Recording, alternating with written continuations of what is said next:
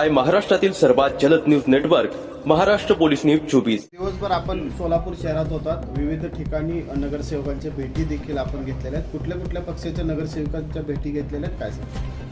हे सगळ्याच पक्षाच्या नगरसेवकांच्या भेटी घेतलेल्या आहेत।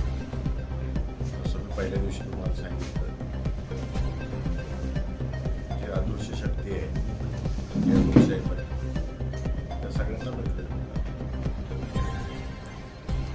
पहिल्या दिवशी आपण म्हणतो की 16 मतापासून मी सुरुवात करते, त्याला पालकमंत्र्यांनी उत्तर दिलं की ते 500 पासून सुरू करतात। त्याचा अर्थ 500 मत त्यांच्याबरोबर आहेत आता असं काय उत्तर असतं? यांचा आकडा त्यांनी ठरवावा। कधी 600 मत आहेत, कधी 500 मत आहेत, त्यांचा संपर्क त्यांनाच विचारावा। या प्रकारे या सगळ्या प्रचाराची रणधुमाळी भाजप करताना आपल्याला पाहायला मिळते। म्हणजे सभा देखील त्यांच्या झाल्या राम सातपुते असतील, पालकमंत्री असतील, सातत्यानं आपल्यावर टीका करतायत। पालकमंत्र्यांचं असं म्हणणं आहे की संपलेलं कुटुंब होतं आणि त्याला देवेंद्र फडणवीस यांनी उभं केलं आणि ज्या कुटुंबाला उभं केलं ते आज बेईमानी करतायत। लोकशाही आहे, सगळ्यांना बोलण्याचा अधिकार आहे, परंतु मला हे समजत नाही या सोलापूर जिल्ह्यामध्ये कुठलंही इलेक्शन लागलं मोहिते पाटील उमेदवार जरी नसले तर मोहिते पाटलांवर टीका करणं सोडून दुसरं काहीच जमत नाही। इलेक्शन कशाचे त्याच्या विकासाच्या मुद्द्यावर बोललं गेलं पाहिजे, त्याच्यावर कोण बोलतच नाही। त्यांची मर्जी, आम्ही आमचं विकास काय करणार आहे, लोकांना काय देणार आहे, मतदारांना कशा पद्धतीने त्यांच्या प्रभागामध्ये काम केली जाणार आहे, त्यांना कशा पद्धतीने मदत केली जाणार आहे, याच्यावर आम्ही आमचा प्रचार करतो। यांचा मात्र वैयक्तिक ह्याच्यावर चालू आहे सगळं। आणि हे टीका आहे की मोहिते पाटील कुटुंब संपलेलं होतं आणि त्याला फडणवीसांनी उभं केलं, हे म्हणणं कितपर्यंत येऊ? या सोलापूर जिल्ह्यातल्या जनतेनं आम्हाला उभं केले, कुठं नेऊन ठेवायचं आहे ही जनताच ठरवली। काळ बदलला आहे, आज कोतवाल पण नमस्कार करत नाही, राज्य गेलं पण थाट गेला नाही, अशा प्रकारची टीका पालकमंत्र्यांनी आपल्यावरती केली। मगाशीच सांगितलं मी तुम्हाला, सांगितलं इलेक्शन कशाचं आहे आणि कशावर टीका करत होती, या जिल्ह्याला काय देणार आहे त्याच्यावर कोण काय बोलतच नाही। थेट अशा प्रकारे टीका करतायत की कोतवाल देखील नमस्कार करत नाही, म्हणजे कुठंतरी वेगळ्या पद्धतीनं ही निवडणूक जाते असं वाटत नाही। त्यांची संस्कृती दाखवली। साहेब, काल राम सातपुते असं म्हणतात की एका सभेदरम्यान की हातात फोन घेऊन बसले होते ज्यावेळेस विड्रॉल करायचा शेवटचा दिवस होतो की आम्हाला मुख्यमंत्र्यांचा फोन येईल, पालकमंत्र्यांचा फोन येईल, अशा अपेक्षेने बसले होते, अशा पद्धतीची टीका केलेली होती। तुम्ही पत्रकारांनी सगळीकडं प्रसारण दाखवलेलं आहे, आमच्या विरोधी पक्षातल्या नेते मंडळींचे संभाषण दाखवलेले, त्यामुळं तुम्हीच क्रॉस व्हेरीफाय करा पालकमंत्र्यांचं स्टेटमेंट काय आणि जो कोण नाव घेतलं तुम्ही त्या व्यक्तीचं त्याचं स्टेटमेंट काय आहे, दोघांची विरुद्ध दिशेची स्टेटमेंट आहे। एकमोड गोरे असं देखील म्हणाले की देवेंद्र फडणवीसांना ज्या कुटुंबाने दगा दिला त्यांना आम्ही धडा शिकवू, अशा पद्धतीचा मी माझ्या पक्षाचा प्रचार करतोय, माझ्या मतदारांना माझ्या जिल्ह्यात काय विकास होणार आहे हे सांगतो। देवेंद्र फडणवीसांनी काय साथ दिली, काय तुम्हाला उभा करण्यासाठी काय प्रयत्न केले त्याच्याबद्दल सांगा ना। मी याच्यापूर्वी अनेक वेळा बोललेलो आहे, उघड बोललेलं आहे, काय मदत केली जाहीरपणाने सांगितलेलं, ते जाहीर आभारी मानलेले। या उत्तम जानकरांबाबत आपण म्हणाला होता की घरातली भांडणं घरात मिटली का? मी काय सांगू कशी भेटली आहे, काय भेटलं का नाही ते दिसेल तुम्हाला। राम सातपुते असं म्हणतात की यांना विधान परिषद निवडणूक लढवण्याची पुढं हिंमत नाही केली पाहिजे यांनी, यांना असं धडा शिकवलं। 4 वेळा संपलेल्या व्यक्तीवर मी बोलत नाही। खरं तर पालकमंत्री काल भाषणामध्ये असंही म्हणाले की मी या जिल्ह्याचा पोस्टमॅन आहे आणि तुमच्या मतं जी आहेत ती मुख्यमंत्र्यांपर्यंत पोहोचवतो आणि तिथून जर मला आदेश आले की कार्यक्रम करायचा तर मी एखाद्याचा कार्यक्रमही करतो आणि कोणाचा कार्यक्रम लावायचा असेल तर त्याचा कार्यक्रमही लावतो। ते पालकमंत्री पोस्टमन आहेत हे त्यांनी ठरवलं।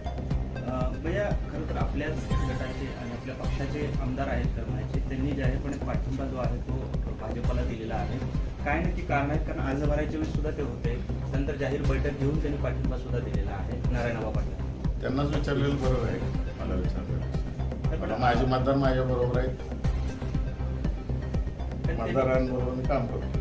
त्यांचे म्हणजे जेडपी सदस्य आहेत त्यांचे काही किंवा जे पंचायत समिती ते सुद्धा त्या बैठकीत होते आणि कुठेतरी ते आपल्यापासून त्यांनी फारकत घेतली आहे का आणि याचा परिणाम आगामी लोकसभेवर होईल का? 600 अदृश्य मतदार माझ्या बरोबर आहे। साहेब की राजेंद्र राऊत यांनी मध्यंतरी काही दिवस अगोदर DCC बँकेचा एक घोटाळा बाहेर काढला होता आणि त्याच्यामध्ये जे आहे की जे आत्ता भाजपमध्ये आलेले नेते आहेत आणि पूर्वी आपल्या पक्षात असतील किंवा अन्य पक्षातले जे नेते आहेत त्यांची नावं प्रामुख्याने होती. आता ते नेते भाजपमध्ये त्या अदृश्य शक्ती हेच नेते आहेत. माझे मतदार, माझ्या उमेदवारांचे मतदार हे अदृश्य शक्ती आणि आम्ही कोणतेही विषय काढलेले नाहीत. आम्ही दुसऱ्या मुद्द्यांवरही इलेक्शन लढत नाही. स्थानिक स्वराज्य संस्थे जे आहेत त्या मुद्द्यांवरही इलेक्शन लढतो. मला कुठल्या गोष्टी आम्ही न बोलता काय लागत असेल तर त्यात आम्ही जबाबदार नाही. ही निवडणूक जी आहे ती जिंकल्यानंतर पहिली सभा जी आहे विजय सभा ती मी अकलूजच्या चौकामध्ये घेणार आहे अशा प्रकारे आणि त्याच वेळेस मोहिते पाटलांना उत्तर देणार असं उमेदवार राजेंद्र राऊत म्हणतात. लोकशाही आहे, स्वागत आहे त्यांचं अकलूजमध्ये. याच्यापूर्वी अनेक पक्षांच्या अनेक मोठ्या नेते मंडळींच्या सभा अकलूजला झालेल्या आहेत आणि अकलूज हे फार विचारवंत गाव आहे. लोकशाही मार्गाने यावं, त्यांना जे काय करू वाटते ते करावं, आमचं नाम आहे. याच्यापूर्वी आदरणीय प्रमोद महाजन साहेबांची सभा झालेली आहे अकलूजला, पवार साहेबांच्या झालेली आहे.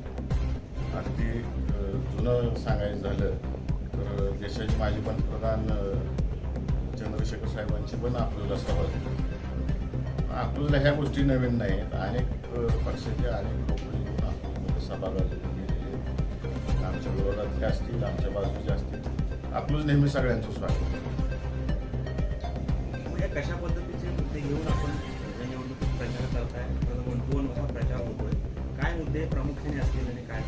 आमचे प्रामुख्याने मुद्दे हे आहेत की जो मतदार ह्यामध्ये निवडून आलेला आहे त्याला लोकांनी विश्वास ठेवून निवडून दिलेले हे सगळे मतदार आहेत आणि त्यांना त्यांच्या त्यांच्या प्रभागामध्ये त्यांच्या गावाचा विकास करायचा आहे आणि हा विकास करत असताना कुठं राजकारणाचा दुजाभाव झाला नाही पाहिजे आणि त्यांच्या हक्काचा निधी त्यांच्या प्रभागामधला असेल, त्यांच्या गावचा असेल, तो मिळाला पाहिजे.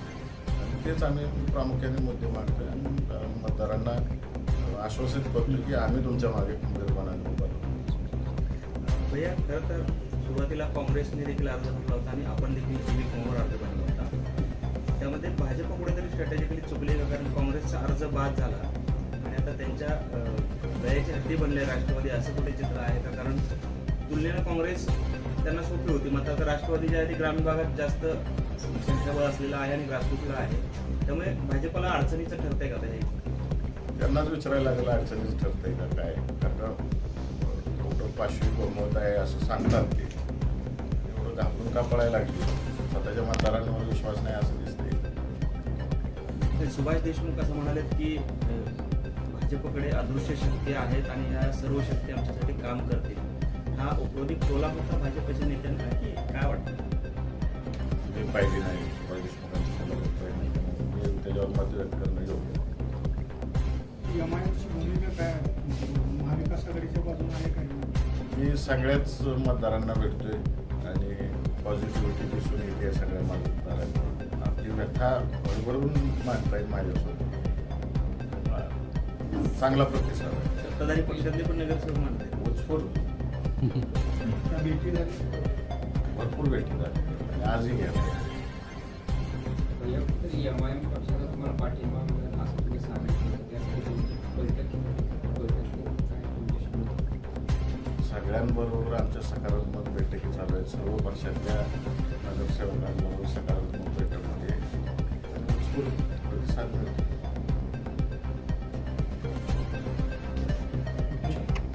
सोलापूर जिल्हा उपसंपादक मोहसिन अतार